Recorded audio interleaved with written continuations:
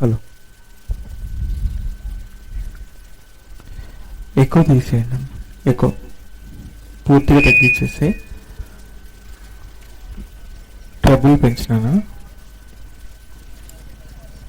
కొంచెం వీలైతే మానిటర్ కూడా తగ్గించాను. హమ్మింగ్ వస్తుంది చూడు, మానిటర్ కూడా కొంచెం తగ్గించు. ఓకే, చాలు.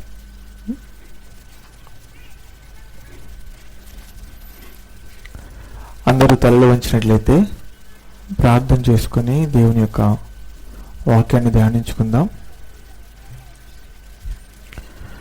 ప్రేమ కలిగిన తండ్రి, దయగలిగిన దేవ, మీ యొక్క మహాకృపను బట్టి ఎన్నో రోజుల ప్రణాళికలో భాగంగా నిర్వహించబడుతున్నటువంటి 2 రోజుల సభలలో ఈ ఉదయకాలపు బైబిల్ తరగతిలో నాయన విలువైన ఒక అంశమును ఆలోచించడానికి మేమందరం సిద్ధపడుతుండగా తోడుగా ఉండండి. వినబడుతున్న ప్రతి మాటను నాయన గ్రహించి మా హృదయం అనే పలకల పైన వ్రాసుకొని వాటి ప్రకారంగా మా జీవితాన్ని మేము కొనసాగించుటకు తండ్రిగా సహాయం చేయమని క్రీస్తు వారి పేరిట ఈ ప్రార్థన మీకు సమర్పిస్తున్నాము తండ్రి. ఆమేన్. దేవుని యొక్క వాక్యం పట్ల ఆసక్తితో కూడి వచ్చిన దేవుని పిల్లలైన మీ అందరికీ మన ప్రభువును రక్షకుడైన యేసుక్రీస్తు వారి పేరిట నా శుభములను తెలియజేస్తున్నాను. ప్రియమైన దేవుని వారలారా, మరి ఉదయకాల సమయంలో జరుగుతున్నటువంటి ఈ బైబిల్ తరగతికి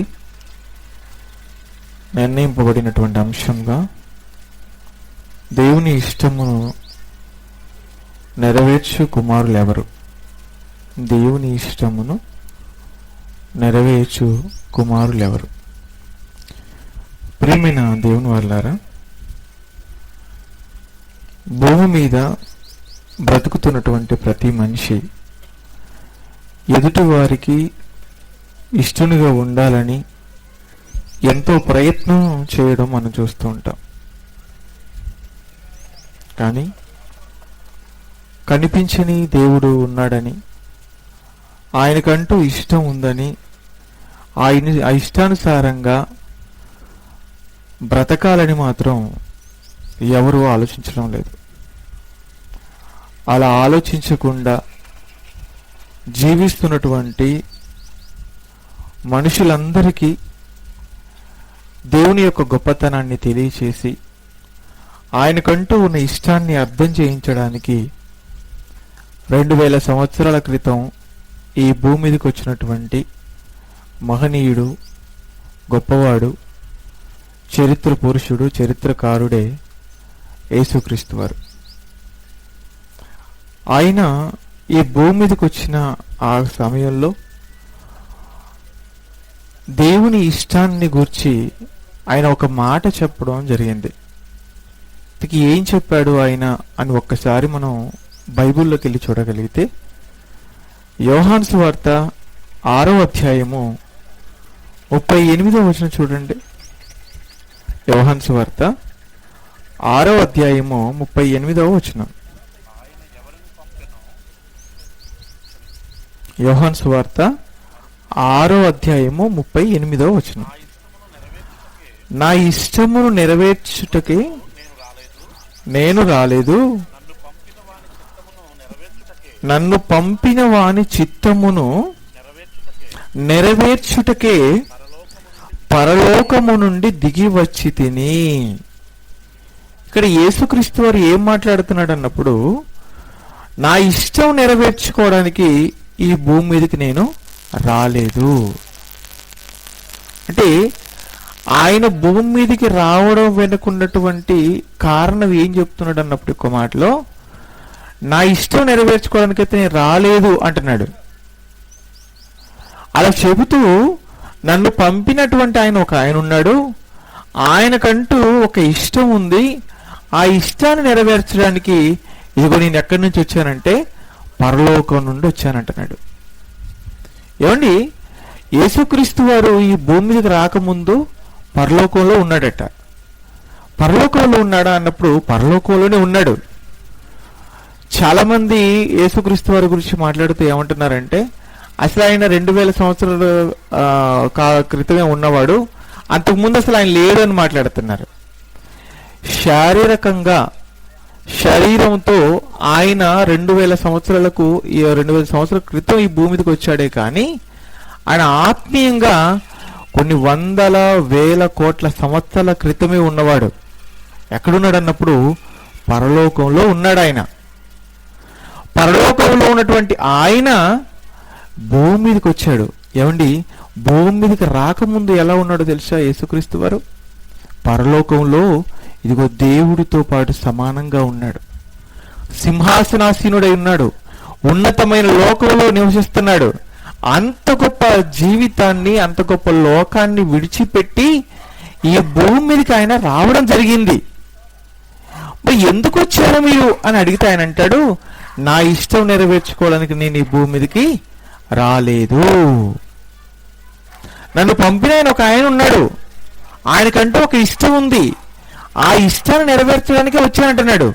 ఇంతకీ ఎవరు ఆయన పంపారు అన్నప్పుడు క్రింది వచనంలోకి వెళ్ళేటప్పటికి మనకు కనబడుతుంటది, పరలోకంలో తండ్రి ఉన్నాడని, ఆయన ఇష్టాన్ని నెరవేర్చడానికే యేసుక్రీస్తు వారు వచ్చారని చెబుతాడు అక్కడ. అంటే పరలోకంలో ఉన్నటువంటి ప్రభువు, దేవుడైనటువంటి తండ్రి అయినటువంటి ఆయన ఇష్టాన్ని నెరవేర్చడానికి ఈ భూమి మీదకి వచ్చాడు. ఏమండి, ఆయన భూమి మీదకి వచ్చినప్పుడు కూడా ఎంత తగ్గించుకొని వచ్చాడు అన్నప్పుడు అండి, ఆయన భూమి మీదకి రాకముందు ఉన్నటువంటి జీవితం వేరు, భూమి మీద ఆయన పొందుకున్న జీవితం వేరండి. భూమి మీద ఎలాంటి జీవితం అండి ఆయన అన్నప్పుడు, ఏమండి, భూమి మీద ఒక సాధారణమైన కుటుంబంలో పుట్టాడు, వడ్రంగి పని చేసుకుంటున్నటువంటి కుటుంబంలో పుట్టాడు. ఒక సాధారణమైనటువంటి ఒక మహిళ గర్భాన్న భూమి మీదకి వచ్చాడు. ఎవరు ఆవిడన్నప్పుడు ఆవిడే మరియమ్మ. మరియమ్మ ఎవరన్నప్పుడు రాజుల కుటుంబానికి చెందిన వ్యక్తి ఏమీ కాదు, ధనిక కుటుంబానికి చెందిన వ్యక్తి ఏమీ కాదు. కడు బీద స్థితిలో ఉన్నటువంటి ఆవిడ. ఏమండి, కడు బీద స్థితిలో ఉన్నటువంటి ఆవిడకి తినడానికి సరిగా ఉండదు. అలాంటి ఆవిడ గర్భం నుండి యేసుక్రీస్తు వారు ఈ భూమి మీదకి రావడం జరిగింది. ఎందుకయ్యా మీరు అంత గొప్ప స్థితిలో ఉన్నప్పటికీ కూడా దాన్ని విడిచిపెట్టుకొని ఇంత తగ్గించుకొని ఈ భూమి మీదకి వచ్చారంటే, దేవుడున్నాడు, ఆయనకంటూ ఇష్టం ఉంది, ఆయన ఇష్టాన్ని నెరవేర్చడానికే నేను ఈ భూమి మీదకి వచ్చాను అంటున్నాడు. మరి ప్రభువే దేవుని ఇష్టాన్ని నెరవేర్చడానికి ఈ భూమి మీదకి వచ్చినప్పుడు మరి మనం ఎవరి ఇష్టాన్ని నెరవేర్చడానికి వచ్చామని చెప్పండి. ఈరోజు మనుషులను చూస్తున్నప్పుడు ఎలా బ్రతుకుతున్నారంటేనండి, ఎవరికి నచ్చినట్టుగా వారు బ్రతుకుతున్నారు, ఎవరికి తోచినట్లుగా వారు జీవిస్తున్నారు, ఎవరికి నచ్చింది నెరవేర్చుకోవడానికి వారు ప్రయత్నం చేస్తున్నారు. అవునా కదా చెప్పండి? చాలా మంది చూడండి, ఏంటండి మీరు ఇలా ఉంటున్నారు అంటే ఒక్కరి మాట్లాడినారు, నా ఇష్టం అండి, నేను ఇలాగే ఉంటానండి అని మాట్లాడతారు. మీరు చూడండి, సమాజంలో రోజు రోజుకి ఏం పెరిగిపోతున్నాయి అన్నప్పుడు సమాజంలో మంచి కార్యక్రమాలు పెరిగిపోవడం లేదు. రోజు రోజుకి ఏమంటే నేరాలు పెరిగిపోతున్నాయి, ఘోరాలు పెరిగిపోతున్నాయి, మనుషులు దారి తప్పిపోతున్నారు, మనుషులు దొంగలుగా మారిపోతున్నారు, వ్యభిచారులుగా మారిపోతున్నారు, త్రాగుబోతులుగా మారిపోతున్నారు, చెయ్యకూడనటువంటి చెడ్డ కార్యములన్నీ చేస్తున్నారు. ఎందుకు మీరు ఇవన్నీ చేస్తున్నారు, ఇవి మంచిది కాదు కదా అని మనం అడిగాం అనుకోండి, వాళ్ళు ఏమంటున్నారు తెలుసా? మా ఇష్టం, మాకు నచ్చినట్టుగా మేము ఇలాగే ఉంటాం, మేమెవరు చెప్పడానికి అంటున్నారు. ఇది మంచిగా ఎందుకు మీరు ఇలా చేస్తున్నారు, ఇది మంచిది కాదు కదా అని వారిని ఆలోచింపచేసి మార్చే ప్రయత్నం మనం చేస్తుంటే దాని విషయంలో ఎలా మాట్లాడుతున్నారు అన్నప్పుడు మీరు మాకు చెప్పాల్సిన అవసరం లేదంటున్నారు. ఏమండి, అంటే సమాజంలో ఉన్నవారు మంచిని స్వీకరించే స్థితిలో లేరన్నప్పుడు లేరండి. ఈరోజు ప్రత్యేకించి యవనస్తులు కూడా ఎలా మారిపోతున్నారు చెప్పండి. ఏమండి, యవనస్తులైన వారిని మందలించాలంటే భయం. మందలించడం అంటే తిట్టడం కొట్టడం కాదు, కనీసం పలకరించడానికి కూడా భయపడేటువంటి పరిస్థితి. ఎందుకు? ఎలాంటి దారుణమైన స్థితిలోకి వెళ్ళిపోతున్నారండి యవనస్తులు. భయంకరమైనటువంటి డ్రగ్స్ కు బానిసలు అయిపోతున్నారు, గంజాయికి బానిసలు అయిపోతున్నారు, మత్తు పదార్థాలకు బానిసలు అయిపోతున్నారు, త్రాగుతున్నారు. ఏం త్రాగుతున్నారు? మంచినీళ్ళు తాగుతున్నారు అనుకుంటున్నారు, కాదు, మంచినీళ్ళతో పాటు మందు కలుపుకొని తాగుతున్నారు, సిగరెట్లు తాగుతున్నారు, ఏవి తాగకూడదో అవన్నీ తాగేస్తున్నారు, ఆరోగ్యాన్ని పాడు చేసుకుంటున్నారు, వారి జీవితాలను పాడు చేసుకుంటున్నారు. కన్న తల్లి తండ్రులకు కంట్లో నుంచి నీళ్లు తెప్పిస్తున్నటువంటి వాళ్ళు ఎంతమంది లేరు చెప్పండి సమాజంలో. ఏమండి, ఎలాంటి పరిస్థితి ఉంది ఈరోజు? రాత్రిపూట ఏంటంటేనండి, మహానగరాల్లో, ఈ పట్టణాల్లో 11-12 దాటితే కుటుంబంతో బండేసుకొని రోడ్డు మీద వెళ్ళడానికి భయపడే పరిస్థితి. ఎందుకు? వేగంగా బండ్లు నడుపుతున్నారండి యవనస్తులైన పిల్లలు. రాత్రి 11-12 గంటల ప్రాంతాల్లో ఎంత వేగంతో నడుపుతున్నారని, ఇప్పుడు 100, 120, 150 కిలోమీటర్ల వేగంతో బండ్లు నడుపుతున్నారు.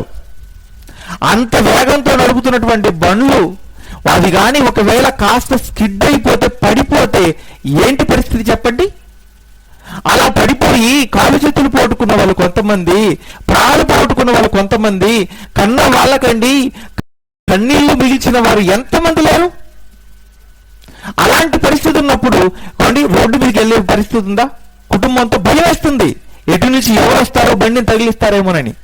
యవనస్తుల పరిస్థితి బాగోలేదండి. ఒక్కొక్క బండి మీద ముగ్గురేసి వెళ్ళిపోతున్నారు, అరుచుకుంటూ వెళ్ళిపోతున్నారు, కేకలు పెట్టుకుంటూ వెళ్ళిపోతున్నారు.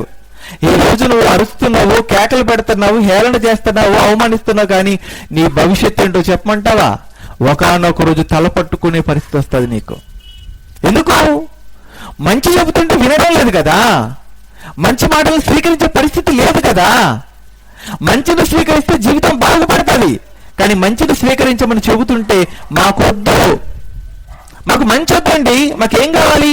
మాకు చెడు కావాలి. వీటి నెరవేర్చడానిక భూమి మీదకి వచ్చింది? ఎలా బ్రతకడానిక భూమి మీదకి వచ్చింది? కాదండి.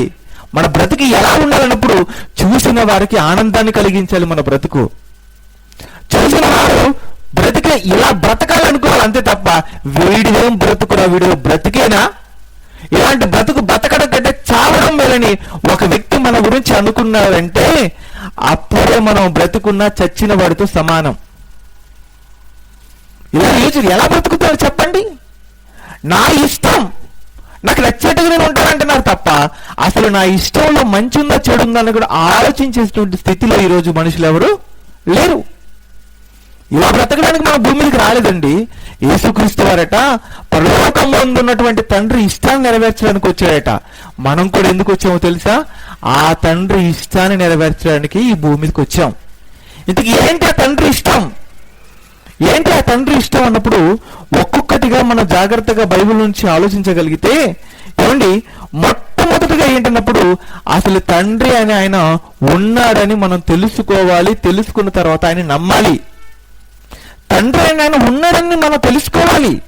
ఈరోజు సమాజానికి తండ్రి అయిన ఆయన ఉన్నాడనే విషయం కూడా తెలియదు. ఏమండి, అందుకే చూడండి చాలా మంది ఏమంటారు అన్నప్పుడు అసలు దేవుడు అనే ఆయన ఉన్నాడా, ఉంటే కనబడ్డా అని ప్రశ్నిస్తున్నారు. లేదా చెప్పండి? బాధాకరమైన విషయం ఏంటంటే సమాజంలో రోజు రోజుకి ఎవరు పెరిగిపోతున్నారు అన్నప్పుడు నాస్తికులైన వాళ్ళు పెరిగిపోతున్నారు. నాస్తికులు అనగా దేవుడే లేడని చెప్పేవారు, దేవుడు లేడని వాళ్ళు పెరిగిపోతున్నారు. నువ్వు ఈ దేవుడు ఉన్నాడని తెలుసుకోవాలి. ముందు ఎందుకు తెలుసుకోవాలంటే ఈ రోజు నువ్వు బ్రతికి బట్ట కడుతున్నావంటే, 3 పూట్ల ఆహారాన్ని తింటున్నావంటే, గాలిని పీల్చుకొని సాయంకాలం వరకు ఆరోగ్యంగా క్షేమంగా జీవిస్తున్నావంటే కారణం ఎవరో తెలుసా? దేవుడు. కనిపించకుండా ఉన్నటువంటి దేవుడు కనబడుతున్న నిన్ను రాత్రనక పగలనక కంటికి రెప్పలా కాపాడుతున్నాడు. ఆయన కాపాడకపోతే నీకంటూ జీవితం లేదు, నీకంటే బ్రతుకు లేదు. దేవుడు మనిషిని కాపాడడానికి ఎంత చేస్తున్నాడు అన్నప్పుడు అండి, ఆయన కొనుకకుండా నిద్రపోకుండా రాత్రి పగలు డ్యూటీ చేస్తున్నాడు, ఓటీ చేస్తున్నాడు. తెలుసా మీకు? ఆయన నిద్రిస్తే పరిస్థితి అయిపోతున్నప్పుడు మనుషులందరూ శాశ్వత నిద్రలోకి వెళ్ళిపోతారు. ఆయన నిద్రపోకుండా విశ్వాన్ని తిప్పుతున్నాడు, సూర్యుని రప్పిస్తున్నాడు, భూమిని తిప్పుతున్నాడు, అన్ని కాలాలను మనకు అనుగ్రహిస్తున్నాడు. ఆయన ఉన్నాడు, ఉండి ఇవన్నీ చేస్తున్నాడు. ఆ విషయాన్ని తెలుసుకోవాలి. ముందు తెలుసుకున్న తర్వాత ఆయన నమ్మాలి. ఆయన నమ్మిన తర్వాత ఆయన దగ్గరకు రావాలి, వచ్చి ఆయన దగ్గర మనం కూర్చోవాలి, కూర్చొని ఆయన మాటలు వినాలి. విన్న తర్వాత మనం ఏం చేయాలన్నప్పుడు మొట్టమొదటిగా ఆయన యందు విశ్వాసం కలిగి ఉండాలి. ఎవరి యందు అన్నప్పుడు దేవుని యందు మనకు విశ్వాసం ఉండాలండి. దేవుడి పట్ల మనం విశ్వాసం కలిగి ఉండాలి.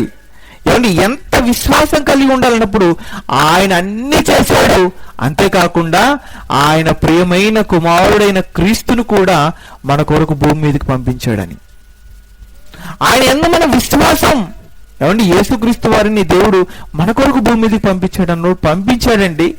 అందుకే అన్నాడు ప్రభు, నన్ను పంపిన వాని చిత్తం నెరవేర్చడానికి నేను వచ్చాను. క్రీస్తు వచ్చింది మన నిమిత్తం, వచ్చాడు. ఆయన వచ్చి ఏం చేశాడు అన్నప్పుడు ఎన్నో మాటలు చెప్పాడు.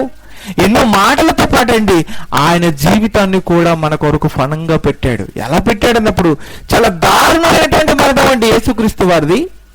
ఈ భూమి మీద మానవ చరిత్రలో ఆయనంత ఘోరంగా చనిపోయిన వాళ్ళు ఎవరు కనబడరు తెలుసా మీకు?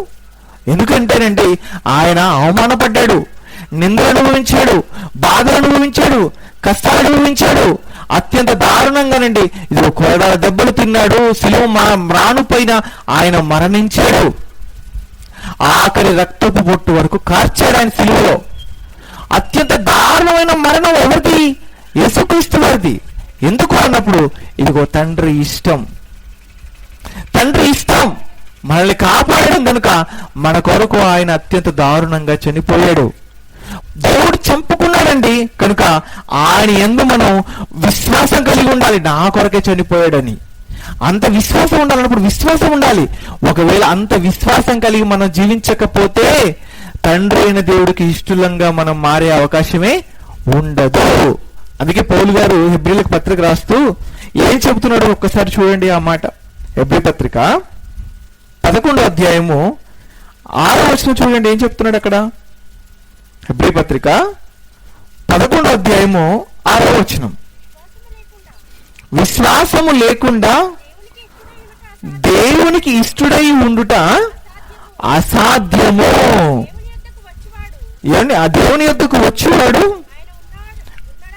ఆయన ఉన్నాడనియు తన్ను వెదకు వారికి ఫలము దయచేయువాడనియు నమ్మవలెను కదా.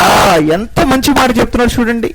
విశ్వాసము లేకుండా దేవునికి ఇష్టడై ఉండుట అసాధ్యము. మీకు విశ్వాసం లేకపోతే మీరు దేవునికి ఇష్టలయ్యే అవకాశమే లేదు. అంటే దేవుడికి ఇష్టలంగా మనం మారాలంటే, దేవుడు మనల్ని చూసి ఇష్టపడాలంటే మనం దేవుని యందు విశ్వాసం కలిగి ఉండాలి. ఏమండి? దేవుని యందు విశ్వాసం కలిగి ఉండాలన్నప్పుడు అవునండి అలా దేవుడి పట్ల మనం విశ్వాసం కలిగి ఉంటున్నప్పుడు దేవుడు ఏం చేస్తాడన్నప్పుడు మనం అడిగిన అన్ని ఇస్తాడు. అందుకే చెప్పబడిన మాట చూడండి, మీకు ఫలములు దయచేయవాడు ఆయన. ఏ ఫలములు దయచేస్తాడు? నువ్వు నమ్మి చూడు, నీకు కావలసినవన్నీ దేవుడు చేస్తాడు. అంత గొప్పవాడు ఆయన. అంటే ఆయన యందు మనం విశ్వాసం కలిగి ఉండాలి. ఒకవేళ ఆయన యందు మనం విశ్వాసం కలిగి ఉండలేదనుకోండి ఏం జరిగిద్దండి అని ఒకవేళ మీరు ప్రశ్న అడిగితే ఏం జరుగుతుందో దానికి కూడా సమాధానం బైబిల్లో దేవుడు చెప్పేశాడండి. ఎక్కడ చెప్పాడు సమాధానం?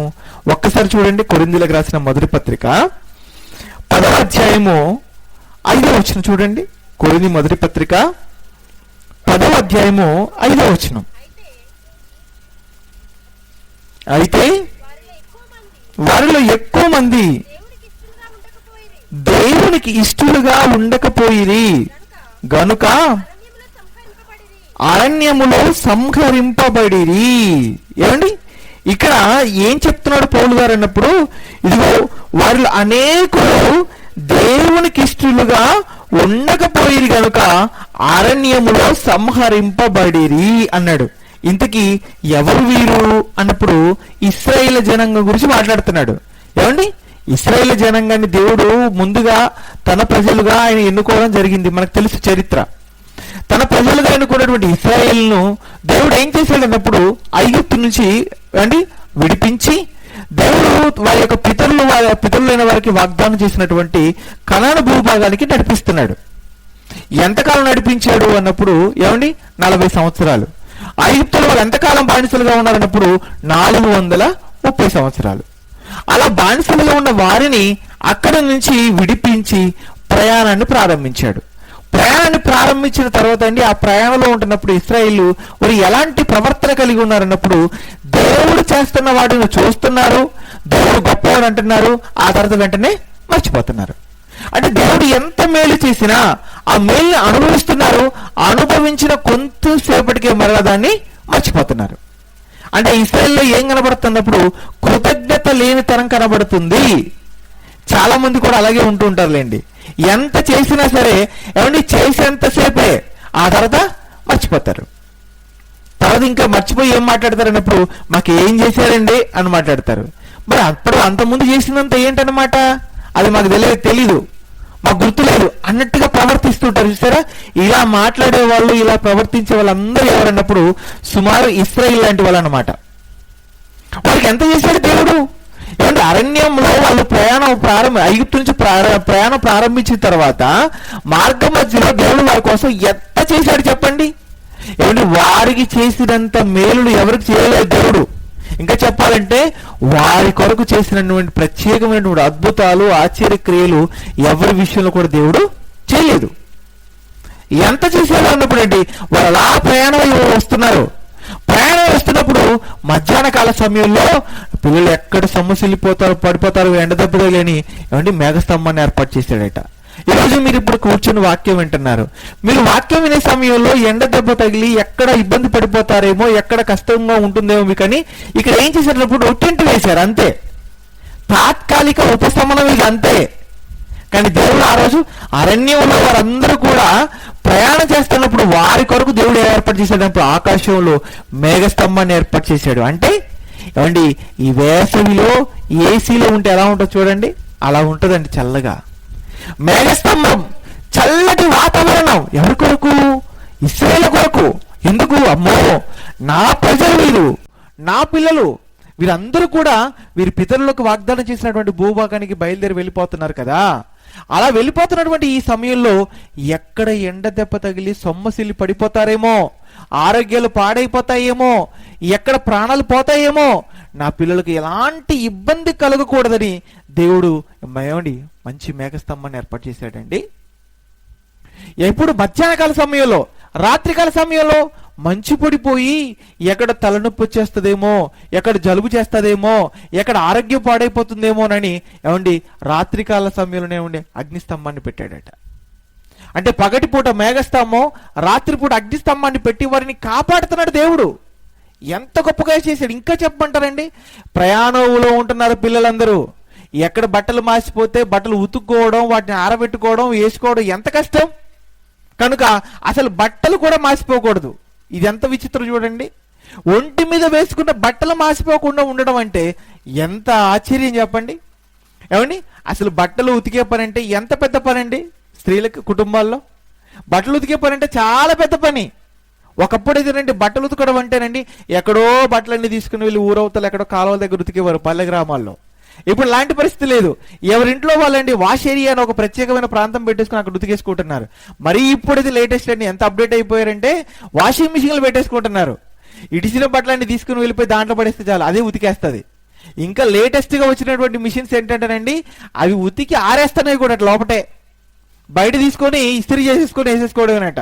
రాబోయే రోజుల్లో ఇస్త్రీ కూడా చేసి బయటికి పంపించి మిషన్లు వస్తాయేమో మరిక. ఎంత సుఖం వచ్చేసింది చూడండి. అంటే బట్టలు ఉతకడం చాలా పెద్ద పని, కానీ ఆ రోజు ఆ పని ఇశ్రాయేలుకు లేదు. బట్టలు అసలు మాసిపోవడం లేదట. ఇంకా కాళ్ళకు వేసిన చెప్పులు అరిగిపోవడం కూడా లేదట. మనకైతే కాళ్ళకి వేసుకున్న చెప్పులు అరిగిపోతాయి అన్నప్పుడు అరిగిపోతాయి. ఎన్ని రోజులకు? 3 నెలలకు ఒక జత, 6 నెలలకు ఒక జత, సంవత్సరానికి ఒక జత మనం మార్చేస్తూ ఉంటాం. కానీ ఇశ్రాయేలు ఐగుప్తు నుంచి ప్రయాణం అయ్యేటప్పుడు ఏ చెప్పులైతే కాళ్ళకు వేసుకున్నారో అవే ఉండిపోయే వాళ్ళ కాళ్ళకి. అరిగితే కదా మార్చాల్సిన అవసరం వస్తుంది, కానీ అరిగిపోలేదట.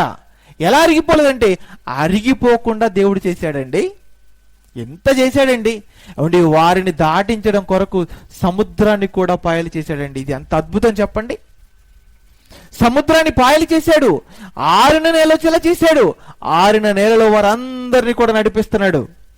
అలా నడిపిస్తున్నటువంటి సమయంలోనండి ఇటువైపు గోడలుగా సముద్రం 2 పాయలైపోయి నిలబడి ఉండడం చూసిన వారికి ఏమనిపించాలి చెప్పండి? ఆశ్చర్యం కలుగుండదు. అమ్మో, మన దేవుడు ఎంత గొప్పవాడు, సముద్రాన్ని పాయలు చేసి నడిపిస్తున్న గొప్ప దేవుడని వారు దేవుడు కొరకు బ్రతికినంత కాలం కృతజ్ఞత కలిగి ఉండవలసిన వారు ఉండగా అంత చేసినా కానీ వాళ్ళు ఏం చేశారన్నప్పుడు మర్చిపోయారండి. మర్చిపోయి మరలా తిరిగి ఏమండి దేవుణ్ణి అవమానించి బాధ పెట్టేటువంటి స్థితికి వెళ్ళిపోయారండి వారు. అందుకే ఇక్కడ పౌలు గారు మాట్లాడుతూ ఏమంటారండి అన్నప్పుడు, ఇదిగో అనేకులు దేవునికి ఇష్టలుగా ఉండకపోయిరి గనుక అన్నాడు. అంత చేసినా కానీ ఆయన యందు విశ్వాసం కలిగి ఆయన కొరకు బ్రతకడం అనేది మర్చిపోయి దేవునికి ఇష్టలుగా బ్రతకపోయారు వాళ్ళు. అందుకే దేవుడు ఏమనుకున్నాడంటే అసలు నేను ఇంత చేసినా కానీ మర్చిపోయారు వీళ్ళు. నాకు ఇష్టలుగా వీళ్ళు జీవించడం లేదు కనుక వీళ్ళందరినీ కూడా చంపి పడేయాలనుకున్నాడు. అనేకులను చంపేశాడండి. అనేకులు ఎంతమందిని చంపాడు అన్నప్పుడు వేలలో చంపేశాడు. ఇక దేవుడు చేసిన వాటిని మర్చిపోయి విశ్వాసం కలిగి జీవించకపోగా వారు ఏం చేశారో తెలుసా అండి? ప్రయాణంలో ఉంటుండగా చెయ్యకూడని తప్పు చేశారండి వారు. అందుకే ఆ దినమున ఎంతమందిని చంపాడో తెలుసా దేవుడు? ఒకసారి కిందకి వెళ్ళేటప్పటికి మనకు కనబడుతుంటే చూడండి. ఇదే కొరింథీ పత్రిక 10వ అధ్యాయము 11వ వచనం చూడండి. క్రిందకి వెళ్ళేటప్పటికి 8వ వచనం చదవండి. మరియు వారిలో కొందరు వ్యభిచరించినందున ఒక్క దినముననే 23,000 మంది కూలిరి. ఎంతమంది చనిపోయారట? ఒక్క దినం అందే 23,000 మందిని చంపేశాడండి. ఎందుకు? వ్యభిచారం చేశారండి. ఎవరు? ఇశ్రాయేలీయులు. ఇంత చేస్తే దేవుడు కృతజ్ఞత కలిగి దేవుడి యందు భయము భక్తి కలిగి జీవించవలసిన వారై ఉండగా అది మర్చిపోయి ప్రయాణంలో ఉన్నటువంటి సమయంలో వారు ఏం చేశారన్నప్పుడు వ్యభిచారం చేసేటప్పటికి దేవుడికి చాలా కోపం వచ్చేసిందండి. ఎంతమంది చంపాడన్నప్పుడు 23,000 మందిని చంపేశాడు. ఏమంటే ఈ పని అంటే దేవుడికి ఇష్టం అన్నప్పుడు అసలు ఇష్టం ఉండదండి. మీరు బైబిల్లో చూడండి, దేవుడు ఎక్కువ సందర్భాల్లో మీరు చెయ్యకూడదు, దూరంగా ఉండండి అని వేటి గురించి చెప్పాడో వాటిల్లో మనకు ప్రత్యేకంగా ఈ వ్యభిచారం అనేది కూడా మనకు కనబడుతూ ఉంటది. జారత్వానికి దూరంగా పారిపోండి మీరు అంటాడు, వ్యభిచారానికి దూరంగా ఉండండి అంటాడు, మీ తలంపుల్లో కూడా దాని గురించినటువంటి ఆలోచనలు తెచ్చుకోకండి అంటాడు. ఎందుకు? అదంటే దేవుడికి అసలు ఇష్టం ఉండదు. ఎందుకు ఇష్టం ఉండదు దేవుడికి అన్నప్పుడు దాని ద్వారా జీవితాలు కూలిపోతాయి. దేవుడికి తెలుసు. ఈరోజు సమాజంలో ఎన్నో కుటుంబాలు కూలిపోవడానికి, ఎంతో మంది జీవితాలు నాశనం అవ్వడానికి కారణం ఏంటన్నప్పుడు వ్యభిచారం కాదా చెప్పండి? ఏమండి, ప్రతిరోజు ఏదో ఒక చోట ఇదిగో చంపినట్లుగా, లేదంటే కొట్టుకున్నట్లుగా, లేదంటే పోలీస్ స్టేషన్కి వెళ్ళినట్టుగా, లేదంటే కోర్టులను ఆశ్రయించినట్లుగా ఇలాంటి వార్తలు మనం వింటున్నాం. దేన్ని బట్టి అన్నప్పుడు? వ్యభిచారాన్ని బట్టి కాదా? వ్యభిచారం అంటే ఏంటన్నప్పుడు దేవుడు తనకిచ్చినటువంటి స్త్రీ లేదా దేవుడు తనకిచ్చినటువంటి పురుషుడు వారితో కాకుండా మిగిలిన వారితో మనం అక్రమ సంబంధాలు పెట్టుకుంటే అది వ్యభిచారం అవుతుంది. ఈరోజు సమాజంలో ఎక్కువ ఏవి కనబడుతుంది అన్నప్పుడు అండి, కుటుంబ వ్యవస్థ పాడైపోవడానికి కారణం కూడా వ్యభిచారం అనేది కనబడుతుంది. దీని విషయంలో ఎంత దారుణంగా మారిపోతున్నారు అన్నప్పుడు అండి, మనుషులు దిగజారిపోతున్నారండి. ఉన్నటువంటి మంచి సంబంధాన్ని కాకుండా అక్రమ సంబంధాలను కోరుకుంటున్నారు. వాటి వల్ల ఎంత సమస్యలు చెప్పండి. ఆ మధ్యకాలంలో అండి నాగర్ కర్నూలు ప్రాంతంలో సుమారు ఒక 3-4 సంవత్సరాల క్రితం అనుకుంటానండి ఒక ఇన్సిడెంట్ జరిగింది. ఏంటన్నప్పుడు భర్తకు ఆరోగ్యం బాగోలేదట. భర్తకు ఆరోగ్యం బాగోలేకపోతే భర్తకు ఫిజియోథెరపీ చేయించవలసినటువంటి పరిస్థితి ఏర్పడింది. భర్తను రోజు ఆ ఫిజియోథెరపీ సెంటర్కి తీసుకుని వెళ్తుంది భార్య. అక్కడ ఫిజియోథెరపీ చేయించుకొని ఇంటికి తీసుకుని వస్తుంది. అలాంటి సమయంలోనండి ఈవిడ అక్కడ ఫిజియోథెరపీ చేసేటువంటి వ్యక్తితో పరిచయం ఏర్పాటు చేసుకుంది. ఆ పరిచయం కాస్త ఏమైపోయింది అన్నప్పుడు అక్రమ సంబంధానికి దారితీసింది. ఆ తర్వాత భర్త చాలా సందర్భాల్లో చెప్పాడట, అమ్మా నీకు ఇది సరికాదు, మనకిద్దరు పిల్లలు ఉన్నారు, మనకు మంచి కుటుంబం ఉంది, నువ్వు ఈ తప్పు చేయకూడదని భర్త ఎన్నిసార్లు చెప్పినా భర్త మాట వినలేదట. ఆ తర్వాత ఏమైపోయింది అన్నప్పుడు ఎవరితో అయితే అక్రమ సంబంధం ఏర్పాటు చేసుకుందో అతడి మాయలకు పూర్తిగా వెళ్ళిపోయి చివరికి ఒక నిర్ణయానికి వచ్చేసింది. ఏంటో నిర్ణయం అన్నప్పుడు నాకు భర్త అవసరం లేదు, నాకు అతనే కావాలి అని. నాకు భర్త అవసరం లేదు, అతనే కావాలి అని. అప్పుడు తనతో మాట్లాడుతుందట, నాకు నువ్వు కావాలి, నా భర్త నాకు వద్దు. మరి ఏంటి, నీ భర్త వద్దు అనుకుంటే ఎలాగా, అయితే నాతో పాటు వచ్చే అన్నాడట అతను. అంటే లేదు నాకు పిల్లలు కావాలి అనిందట. మరి పిల్లలు కావాలంటే భర్త వద్దు అనుకుంటే నాతో ఉన్నాడు ఎలా కుదురుతుంది అన్నప్పుడు ఒక పని చేద్దాం, ఏంటంటే మన ఇద్దరం కలిసి నా భర్తను చంపేద్దాం, నా భర్త ప్లేస్లో నువ్వు వచ్చే మా ఇంట్లోకి. ఎలా కుదురుతుంది అంటే ఒక పని చేద్దాం, ప్లాన్ ఏంటంటే నా భర్తని చంపేసి కాల్ చేసి ఆ తర్వాత నీకు నేను సర్జరీ చేయిస్తాను, ఫేస్ సర్జరీ చేయించి నువ్వే నా భర్త అని చెప్పి నా ఇంట్లో పెట్టేసుకుంటానండి. ఎంత దారుణమైనటువంటి ప్రణాళిక చూడండి. సినిమా స్టైల్లో చేసిందండి. మొత్తానికి ఇది అనుకున్న ప్రకారంగా భర్తను చంపేసింది. ఆ తర్వాత ఇతనికి సర్జరీ చేయించడానికి హాస్పిటల్లో జాయిన్ చేసింది. హాస్పిటల్లో ఆపరేషన్ జరిగింది కూడా. జరిగిన తర్వాత తన భర్తకు సంబంధించినటువంటి తల్లిదండ్రులు ఉంటారు కదా, వారందరూ వచ్చారు.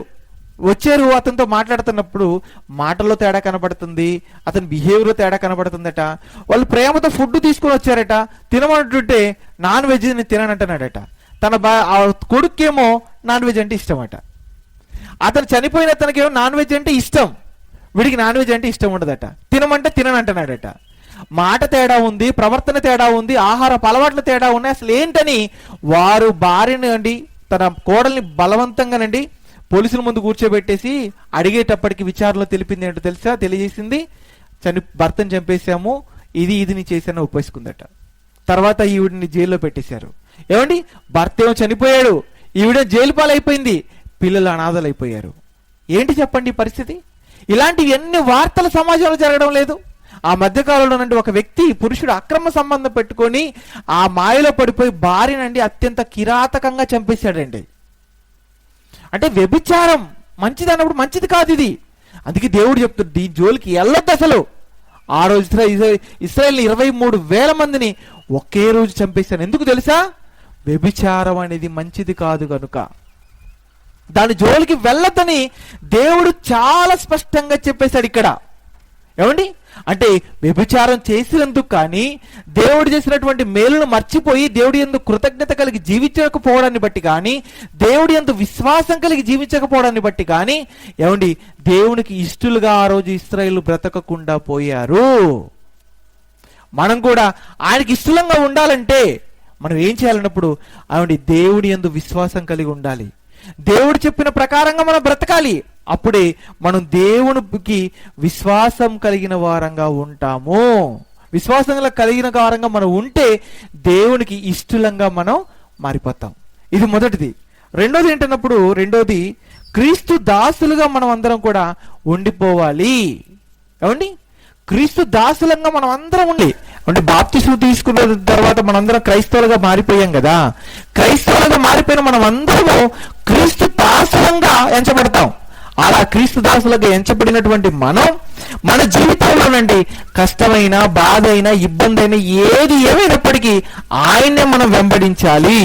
ఆయన కొరకే మనం మన జీవితంలో మనం బ్రతకాలి. మరి ఎవరు క్రీస్తు అన్నప్పుడు ఒక మాట చెప్పాలంటే, ఆయన మన యజమాని. ఏమండి, యజమానికి మనం లోబడాలన్నప్పుడు లోబడాలండి. స్త్రీకి యజమాని ఎవరన్నప్పుడు పురుషుడికి స్త్రీ లోబడాలి. అలాగే ఇది క్రీస్తులోకి వచ్చినటువంటి మనం అందరూ కూడా మన యజమాని అయినటువంటి క్రీస్తుకు మనం లోబడాలి. ఆయనకి దాసులుగా మనం ఉండాలి. ఏ విషయాలన్నప్పుడు ప్రతి విషయంలో మనం ఆయనకి దాసులుగా ఉండాలి. అందుకే పౌలు రోమీయులకు పత్రిక రాస్తూ ఏం చెబుతున్నాడో ఒక్కసారి ఆ మాట చూడండి. రోమపత్రిక 14వ అధ్యాయము 18వ వచనం చూడండి. రోమపత్రిక 14వ అధ్యాయము 18వ వచనం.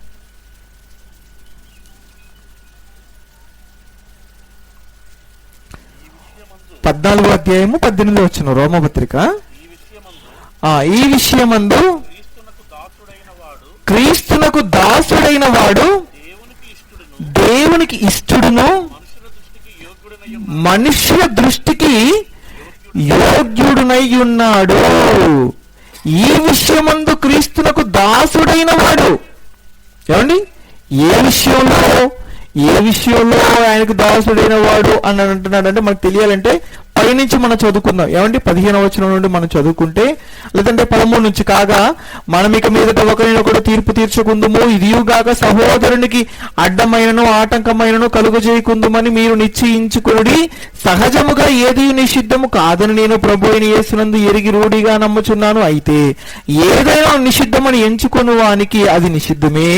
నీ సహోదరుడు నీ భోజనం మూలముగా దుఃఖించినడల నీవికను ప్రేమ కలిగి నడుచుకుని వాడవు కావు. ఎవని కొరకు క్రీస్తు చనిపోయెనో వారిని నీ భోజనము చేత పాడు చేయకుము. మీకున్న మేలైనది దూషణ పాలు కానీయకుడి. దేవుని రాజ్యము భోజనమును పానము కాదు గాని నీతియు సమాధానము పరిశుద్ధాత్మ యందలి ఆనందమునై ఉన్నది. దేవుని రాజ్యం ఏంటన్నప్పుడు నీతి, సమాధానం, పరిశుద్ధాత్మ యందలి ఆనందం. ఈ విషయముల యందు ఎవరైతే ఉంటారో, ఈ విషయముల యందు ఎవరైతే క్రీస్తుకు దాసులుగా ఉంటారో వారు ఎవరన్నప్పుడు దేవునికి ఇష్టలు. ఈ 3 విషయాలు చెప్తున్నాడు ఇక్కడ. 3 విషయాలు ఏంటన్నప్పుడు మనలో చదువుకుందామండి. నీతియు, సమాధానము, పరిశుద్ధాత్మ యందు ఆనందం. ఈ 3 విషయాలు ఎవరైతే కలిగి ఉంటారో వారు ఎవరన్నప్పుడు ఇవి దేవునికి ఇష్టలైన వారు. అంటే మనమందరం కూడా క్రీస్తుకు దాసులమయ్యామని చెప్పుకుంటున్నాం మనం. ఇదిగో ఖచ్చితంగా ఈ 3 విషయాల్లో మనం లోబడాలి. ఈ 3 విషయాలు మన జీవితంలో మనం పాటించాలి. అప్పుడు మనం ఇదిగో క్రీస్తుకు దాసులంగా ఎంచబడతాం. అంతే కదండి, మన జీవితంలో మనం ఏం పొందుకోవాలన్నప్పుడు ఎప్పుడు కూడానండి దేవుని దయను పొందుకున్న వారంగా ఉండాలి. దేవుని దయ మనందరి పైన ఉండాలన్నప్పుడు మనందరి పైన దేవుని దయ ఉండాలి.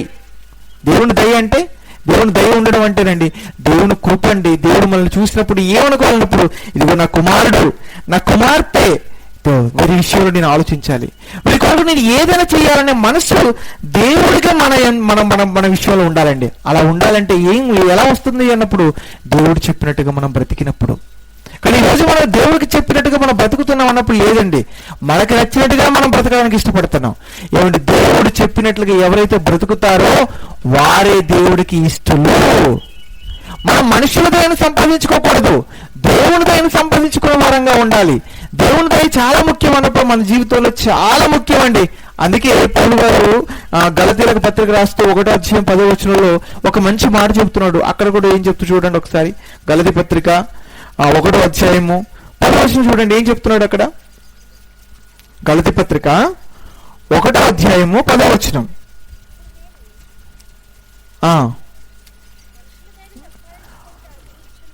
మనుషుల దయను సంపాదించుకొని చూచుచున్నానా, దేవుని దయను సంపాదించుకొని చూచుచున్నానా, నేను మనుషులను సంతోష పెట్టుకోవాలనైన ఎడల నేనిప్పుడుకి మనుషులను సంతోష పెట్టువాడనైతే క్రీస్తు దాసుడను కాకపోదును. క్రీస్తు దాసుడను కాకయే పోదును అంటున్నాడు. నేను మనుషులను సంతోషపెట్టువాడనైతే ఇదిగో క్రీస్తు దాసుడను నేను కాదు. దేవుని సంతోషపెట్టువాడనైతే క్రీస్తు దాసుడను. మన జీవితంలో ఎవరిని సంతోషపెట్టాలన్నప్పుడు దేవుణ్ణి సంతోషపెట్టాలండి, మనుషులు కాదు. ఏమండి, మనుషులు సంతోష పెట్టాలని మనం ప్రయత్నం చేస్తే దేవుడు సంతోషపడాడు. కానీ దేవుణ్ణి సంతోష పెట్టాలని మనం ప్రయత్నం చేస్తే ఖచ్చితంగా ప్రతి మనిషి మనల్ని బట్టి సంతోషపడతాడు. ఎందుకు? దేవుడు చెప్పే దాంట్లోనంటే నీతి ఉంటుంది, న్యాయం ఉంటుంది, సత్యం ఉంటుంది. కానీ మనుషుల మాటల్లోనండి స్వార్థం ఉంటుంది, అసూయలు ఉంటాయి, కక్షలు ఉంటాయి, పగలుంటాయి. కనుక మనం ఎప్పుడు కూడా ఎవరిని సంతోషపెట్టు వారంగా ఉండాలన్నప్పుడు దేవుణ్ణి సంతోషపెట్టు వారంగానే మనం ఉండాలి. ఆయనను సంతోషపెట్టు వారంగా మనం ఉంటే క్రీస్తుకు నమ్మకమైన దాసులంగా మనం మారిపోతాం. మన జీవితంలో మనం ఎవరికి దాసులంగా ఉండాలన్నప్పుడు క్రీస్తుకు నమ్మకమైన దాసులుగా మనం ఉండాలి. అలా ఉంటే దేవుడికి ఇష్టలంగా మనం మారిపోయినట్లే. ఇది రెండవది. మూడోది ఏంటన్నప్పుడు సత్యవర్తనులుగా మనం ఉండాలి. సత్యవర్తనులు అనగా సత్యము ప్రకారంగా జీవించేవారు, అనగా వాక్య ప్రకారంగా జీవించేవారు అని అర్థం. వాక్య ప్రకారంగా బ్రతకడం అంటే దేవుడు ఏదైతే చెబుతున్నాడో వాటి ప్రకారంగా మనం జీవించడం.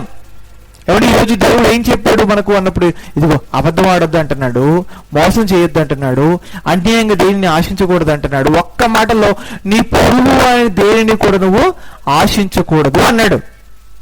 ఎంత మంచి మాటలు చెప్పాడు చూడండి దేవుడు. మరి ఇవి ఎంతమందికి నచ్చుతున్నాయి అన్నప్పుడు ఎవరికి నచ్చదండి ఇవి, అవునా చెప్పండి. అబద్ధం ఆడొద్దు అన్నాడు దేవుడు. అబద్ధం ఆడకుండా ఉంటారా చెప్పండి? ఈరోజు చిన్న పిల్లలు మొదలుకుంటే పెద్దవాళ్ళ వరకు ఉదయం నుంచి రాత్రి వరకు నోరు తెరిస్తే మాట్లాడే మాటలు ఎక్కువ ఏముంటున్నాయి చెప్పండి? అబద్ధాలే, అవునా కదా? ఎన్ని అబద్ధాలు ఆడతారండి? ఏమంటే ఫోన్ ఎత్తితేనండి ఇక్కడ ఉంటాడు, ఎక్కడ ఉన్నానని చెప్తాడు. ఏమండి ఉండేది ఇక్కడ, కానీ చెప్పేది మాత్రం మరొక ప్లీజ్. అబద్ధం కాదా? ఇంటికి ఎవరైనా వచ్చారనుకోండి, అప్పించిన వాళ్ళు కొందరు ఏం చేస్తారంటారండి, తల్లిదండ్రులైన వారు ఇంటికి పిల్లలు ఎవరైనా వచ్చారనుకోండి, అప్పించిన వాళ్ళు బయట అప్పించిన వాడు ఉన్నాడు, తలుపు కొడుతున్నాడు అనే విషయం తెలిస్తే పిల్లలు బయటికి పంపించేసి లేడని చెప్పంటారు. లేడు, బయటికి వెళ్ళాడు మా డాడని చెప్పమని పిల్లల చేత చెప్పిస్తుంటారు. అంటే నువ్వు అబద్ధం ఆడడమే కాకుండా పిల్లల చేత కూడా ఏం చేస్తున్నావు అన్నమాట, అబద్ధం చెప్పిస్తున్నావు. ఇది మంచిది అనుకుంటున్నావా? ఈరోజు నువ్వు చెప్పావని వెళ్ళి చెప్పిన వాడు రేపు నీకే అబద్ధాలు చెప్పడం ప్రారంభిస్తాడు. చాలా మంది తల్లిదండ్రులు పిల్లల్ని పాడు చేసుకుంటున్నారు ఇలాగే. ఏమండి, పిల్లలు బాగుండాలంటే మీరు వారి ఎదుట ఎలా ఉండాలన్నప్పుడు యథార్థంగా ఉండాలి. మిమ్మల్ని చూసినప్పుడు వారికి ఏమనిపించాలంటే మా అమ్మలాగా మా నాన్నలాగా ఏ విషయంలో కూడా నేను అబద్ధం ఆడకుండా బ్రతకాలనుకోవాలి. ఉన్నది బట్టే మాట్లాడతారు, చాలా యథార్థంగా ఉంటారు అన్న విషయం మీ దగ్గర మీ పిల్లలు నేర్చుకోవాలి. సత్యవర్తనులుగా మనం ఉండాలి. అందుకే సామెతల గ్రంథంలో ఒక మంచి మాట చెప్తుంటాడు చూడండి. సామెతల గ్రంథం 12వ అధ్యాయము 22వ వచనం చూడండి. అక్కడ ఏం చెప్తున్నాడు సొలొమోన్ గారు? సామెతల గ్రంథం 12వ అధ్యాయము 22వ వచనం.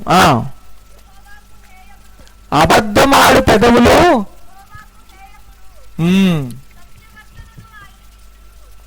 ఏమండి, అబద్ధమాడు పెదవులట ఆయనకు హేయం.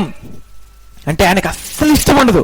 హేయము అంటే ఏంటో తెలుసా అండి? హేయము అనగా తృణీకరింపబడింది, అసహ్యింపబడింది అని అర్థం.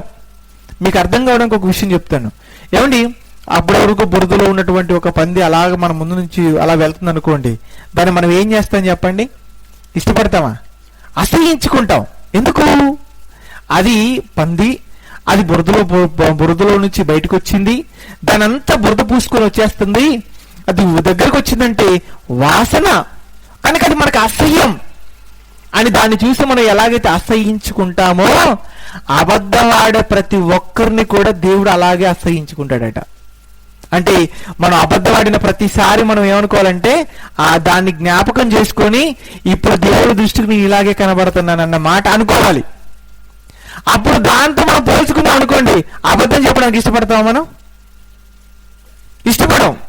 అంటే ఇది గుర్తుపెట్టుకోవాలి ఖచ్చితంగా. ఎందుకు? మనం అబద్ధం ఆడకుండా మనం జీవించాలి కనుక.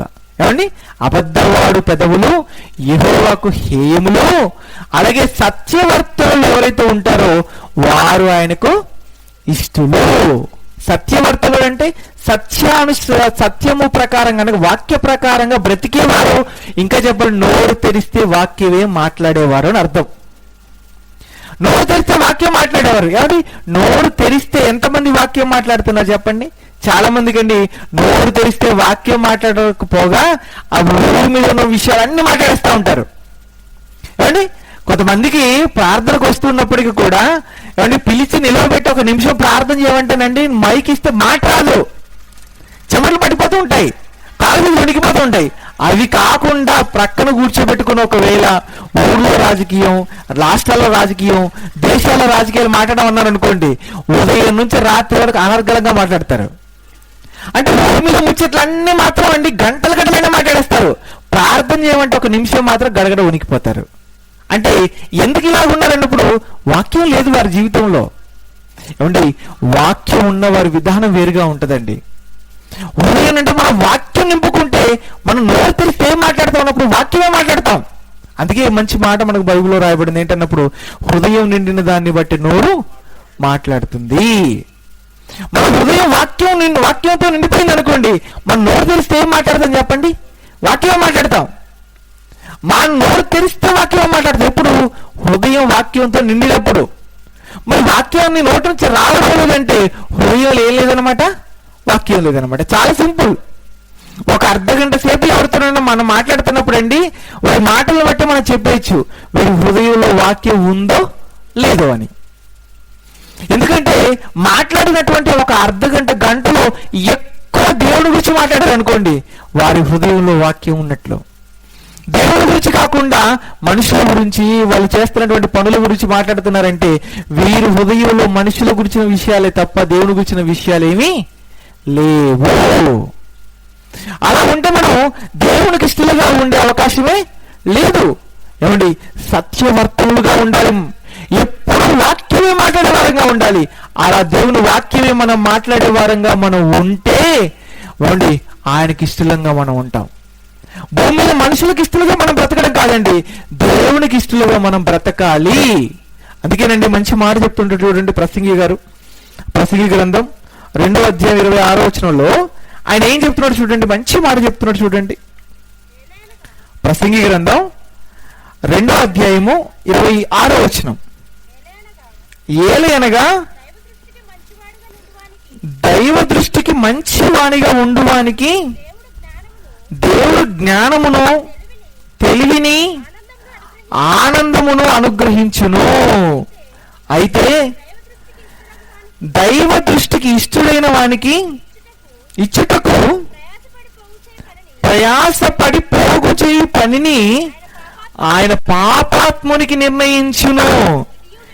ఇది వ్యర్థముగాను ఒకడు గాలికై ప్రయాసపడినట్టున్నది.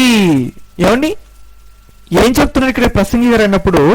ఎంత మంచి మాట చెప్తున్నట్టు. ఏలనగా దైవ దృష్టికి మంచివాడుగా నుండువానికి దేవుడు జ్ఞానమును, తెలివిని, ఆనందమును అనుగ్రహిస్తాడట. ఎన్ని మూడు అనుగ్రహిస్తా అంటున్నాడండి.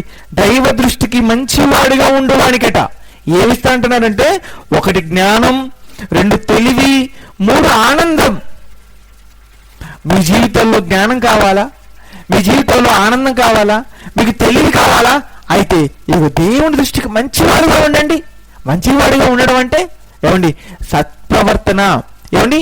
మంచి మాటలు నోరు తెస్తే వాక్యం మాట్లాడేవాడిగా ఉండండి. మీకు దేవుడు ఇవన్నీ అనుగ్రహిస్తాడు. ఇంకో విషయం చెప్పంటారా?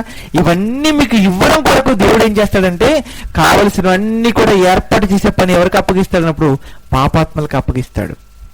లోకంలో ఎంతమంది దేవుని ఎరుగుని వారు, అలాగే దేవుడంటే పడని వారు, అలాగే పాపంలో మ్రగ్గుతున్న వారు ఎంతమంది అయితే ఉన్నారో వారికి మీకు కావలసినవన్నీ ఏర్పాటు చేసే పని దేవుడు అప్పగిస్తాడండి. అందుకే చూడండి, దేవుని పిల్లలైన వారండి ప్రశాంతంగా బ్రతికేస్తారండి. ఎంత ప్రశాంతంగా బ్రతుకుతారంటే, ఏమండి, సమయానికి నాకు ఏమి కావాలో దేవుడికి తెలుసు కనుక దేవుడు నాకు అన్ని ఇస్తాడు అని ధైర్యంగా బ్రతుకుతాడండి. అవును, మీరు బ్రతుకుతున్నారు ధైర్యంగా? బ్రతకడం లేదంటే మీరు దేవుడిని బలంగా నమ్మడం లేదని అర్థం. దేవుడి మీద విశ్వాసం ఉన్నవాడంటే ధైర్యంగా బ్రతుకుతాడండి. ఎప్పుడు కూడా ఆరటపోడు, టెన్షన్ పడడు. ఏమైపోతావు ఏమీ అవ్వదు. దేవుడికి తెలియకుండా నీ జీవితంలో ఏది జరగదు. ఇంకో మాట చెప్పాలంటే, ఆయనకి ఇష్టలుగా నువ్వు ఉంటే, ఆయన దృష్టికి నువ్వు మంచివాడిగా ఉంటే, నీకు కావలసినవన్నీ కూడా తీసుకొని వచ్చి నీ కాళ్ళ ముందు దేవుడు పెడతాడు. అంత గొప్పవాడండి దేవుడు. ఆయన ఎంత గొప్పవాడు అంటే, ఆకాశ పక్షులకి ఆహారాన్ని పెడుతున్నాడు. అవునా కదా? చెప్పండి. ప్రభు మాట్లాడుతూ ఏమంటాడు అన్నప్పుడు, ఆకాశ పక్షులను చూడండి, అవి విత్తవు, కోయవు, కోట్లు కూర్చుకొనవు, అయినా కానీ వాటిని ఇది పోషిస్తుంది దేవుడే కదా. వాటికి 3 పూట్ల ఆహారం పెడుతున్నాను. వాటికంటే మీరు శ్రేష్ఠులు కదా. మీకు నేను భోజనం పెట్టకుండా ఉంటానా? మీకు బట్టలు ఇవ్వకుండా ఉంటానా? మీ అవసరాలు తీర్చకుండా ఉంటానా? అన్ని తీరుస్తాను. ఎప్పుడు మీరు ఇదిగో మంచిగా ఉండండి నా ఎదుట. నేను చూసినప్పుడు మీరు మంచిగా బ్రతకండి. సత్ప్రవర్తన, మంచి సత్యవర్తనగా మీరు ఉండండి.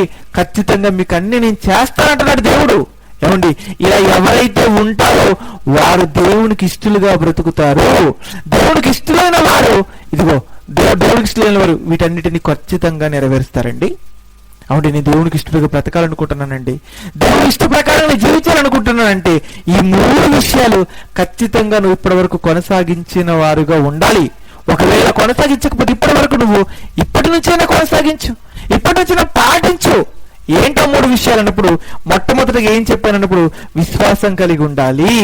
2వది క్రీస్తు దాసులుగా ఉండాలి. 3వది సత్యవర్తనులుగా ఉండడం. ఈ 3 విషయాలు ఎవరైతే వారి జీవితంలో ఖచ్చితంగా పాటిస్తారో వారు దేవుడికి ఇష్టలైన కుమారులు. దేవుడికి ఇష్టలైన కుమారులు వారే. ఏమంటే, నేను ఇక్కడ నుంచి దేవుడికి ఇష్టలుగా ఉండాలనుకుంటున్నానండి. అయితే ఈ 3 ఖచ్చితంగా పాటించి చూడు, దేవుడు చేసే అద్భుతాలు నీ జీవితంలో చూస్తావు. ఎందుకు? ఏమంటే, దేవుడు మాటిచ్చి తప్పేవాడు కాదండి. మనుషులు మాటిస్తారు, తప్పుతారు, కానీ దేవుడు మాటిచ్చి తప్పేవాడు కాదు. ఆయన మాట ఇచ్చాడంటే నెరవేర్చు దేవుడు. మాటిస్తే నెరవేరుస్తాడు, ఖచ్చితంగా నెరవేరుస్తాడండి. అందుకు మంచి ఉదాహరణ బైబిల్లో మనకు రాయబడినటువంటి ఎంతో మంది భక్తుల జీవితాలు మనకు కనబడుతూ ఉంటాయి. అందులో అబ్రహాము గారు అనగానే మనం ఏమంటాం అన్నప్పుడు విశ్వాసులకు తండ్రి అండి అంటాం. ఆయన జీవితంలో దేవుడు ఒక మాట చెప్పాడు. ఏంటన్నప్పుడు, అబ్రహాము ఇదిగో నీకు నీ కుమారుని ఇస్తానన్నాడు. అన్నాడా?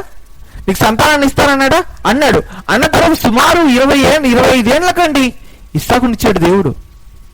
ఏమంటే 25 ఏళ్లకు అబ్రహాము ఏమాత్రం కూడా దేవుడిని కానీ ఆ దేవుణ్ణి ఆవిడ అనుమానించలేదండి. దేవుడు చెప్పాడంటే ఖచ్చితంగా ఆయన చేస్తాడంతే. నమ్మాడు. సుమారు 25 సంవత్సరాలకు దేవుడు ఇస్సాకునిచ్చాడండి ఆయనకి. అంటే దేవుడు మాటకు మనం విలువిచ్చి, దేవుడు మాటను మనం నమ్మి, మన జీవితంలో దేవుడు వాక్యానుసారంగా మనం జీవిస్తున్నప్పుడు తప్పకుండా దేవుడు మనకు కావలసినవన్నీ నెరవేరుస్తాడు. ఇక్కడ ఏం చెప్తున్నాడు చూడండి. ఏమండి, మొదలు చదువుకుందాం. ప్రసంగి గ్రంథం 2వ అధ్యాయము 26వ వచనంలో ఏం చెప్తున్నారు చూడండి. దైవ దృష్టికి మంచివాడుగా నుండువానికి దేవుడు జ్ఞానమును, తెలివిని, ఆనందమును అనుగ్రహించును. అయితే దైవ దృష్టికి ఇష్టడువానికి ఇచ్చుటకై ప్రయాసపడి పోగు చేయి పనిని ఆయన పాపాత్మునికి నిర్ణయించును. దేవుడికి ఇష్టడుగా ఎవరైతే బ్రతుకుతారో వారికి కావలసినవన్నీ సిద్ధం చేసేటువంటి పని పాపాత్ముడికి అప్పగిస్తాడు. మీకు మేలు చేస్తాడు దేవుడు. కాదు, ఖచ్చితంగా ఆయన నమ్మండి, ఆయన చెప్పిన ప్రకారంగా జీవించండి. ఏమంటే నా జీవితంలో నేను దేవుడికి ఇష్టడైన కుమార్తెగా ఉండాలనుకుంటున్నాను అని ఒకవేళ నువ్వు అంటే ఖచ్చితంగా ఈ 3 విషయాలు పాటించు. దేవుడికి ఇష్టమైన కుమారుడిగా ఉండాలనుకుంటున్నాను అంటే ఖచ్చితంగా ఈ 3 విషయాలు పాటించు. ఈ 3 విషయాలు ఎవరైతే పాటిస్తారో వారే దేవుడికి ఇష్టమైన కుమారులు, కుమార్తెలు. అలా మీరు నేను మనం అందరం ఉండి ఈ భూమి మీద మన బ్రతుకుల ద్వారా దేవుడిని సంతోషపరిచి దేవుడిని పరలోకం చేరుకోవాలని మనస్ఫూర్తిగా కోరుకుంటూ ఈ మాటలు ముగిస్తున్నాను. ప్రార్థన చేసుకుందాం. ప్రేమ కలిగిన తండ్రి, దయ కలిగిన దేవా, జరిగినటువంటి ఈ బైబిల్ తరగతిలో మీకు ఇష్టమైన కుమారులు ఎవరు అని తండ్రి మీ పిల్లల ముందు పెట్టాను. అందులో 3 విషయాలు నాయన మీ పిల్లలు నేర్చుకున్నారు. వాటి ప్రకారంగా నాయన మీ పిల్లలు మేము బ్రతికినాయన మీ చేత ఇష్టలంగా ఎంచపడి మీరున్న పరమునకు చేరుటకు అట్టి ధన్యతను మా జీవితంలో అనుగ్రహించమని వేడుకుంటూ, మరి ముఖ్యంగా నాయన జరుగుతున్నటువంటి 2 రోజుల సభల్లో నిన్నటి దినాన్న మొదటి రోజు నాయన మీరు తోడుగా ఉన్నారు. మొదటి వర్తమానంలోను 2వ వర్తమానంలోను మీ కుమారుల ద్వారా విలువైన సంగతులను తండ్రి మాకు వినిపించారు. ఈరోజు సాయంకాలం జరగని కూడా మీరు తోడుగా ఉండండి. చెప్పనైనటువంటి మీ పిల్లలకు సమయోచితమైన జ్ఞానాన్ని అనుగ్రహించి ఈరోజు కూడా 2 వర్తమానాల ద్వారా నాయన మా భక్తి జీవితానికి అవసరమైన ఎన్నో ప్రాముఖ్యమైన విషయాలు నేర్పించమని వేడుకుంటూ, జరగనున్న సభను ఆయన ప్రారంభం నుంచి ముగింపు వరకు మీరు తోడుగా ఉండి సభ ఆద్యంతమున ఆయన మీకు మహిమకరంగా మాకు ఆశీర్వాదకరంగా జరిగినట్లు కృప చేయమని, మరి ఇన్ని వేల రూపాయలు, లక్షల రూపాయల ఖర్చుతో తండ్రి సభలు నిర్వహిస్తున్నటువంటి సంఘాన్ని జ్ఞాపకం చేసుకోండి. సంఘానికి నాయకుడుగా ఉన్నటువంటి మా సహోదరులు, సంఘ కాపరి రాఘవన్నే గారిని జ్ఞాపకం చేసుకోండి. వారి కుటుంబాన్ని దీవించండి. మంచి ఆయుష్ను, ఆరోగ్యాన్ని అనుగ్రహించి వారు చేస్తున్నటువంటి పనుల్లో తోడుగా ఉండి భవిష్యత్తులో ఇంకా గొప్ప కార్యక్రమాలు తండ్రి మీ కుమారుడి ద్వారా జరిగించుకొని వేడుకుంటూ, మరి వారికి వెన్నుదన్నులుగా ఉంటూ ప్రత్యక్షంగా పరోక్షంగా నాయన జరుగుతున్నటువంటి కార్యక్రమాలకు సహకరించినటువంటి సంఘంలో ఉన్న ప్రతి ఒక్కరిని పేరు పేరున జ్ఞాపకం చేసుకోండి. సంఘంలో ప్రతి ఒక్కరికి మంచి ఆయుష్ను, ఆరోగ్యాన్ని అనుగ్రహించిన ఆయన మీ పిల్లలు ఇలాగే వారి మరణ పర్యంతం వరకు తండ్రి కాపరికి నాయన నమ్మకమైన వారిగా ఉంటూ, మంచి సహకారులుగా ఉంటూ అనేక కార్యక్రమాలు నాయన జరుగుటకు నాయన వారి వంతుగా నాయన వారి పాత్రను సరిగా పోషించుటకు వారికి కూడా తోడుగా ఉండి కాపాడమని వేడుకుంటూ, ఇప్పటివరకు మీ మాటలు విన్న మీ పిల్లలందరినీ మీ పాదాల చెంత పెడుతూ ఈ ప్రార్థన మా రక్షకుడు మీ ప్రియకుమారుడైన యేసుక్రీస్తు వారి పేరిట మీకు సమర్పిస్తున్నాము తండ్రి. ఆమేన్. అందరికీ వందనాలు.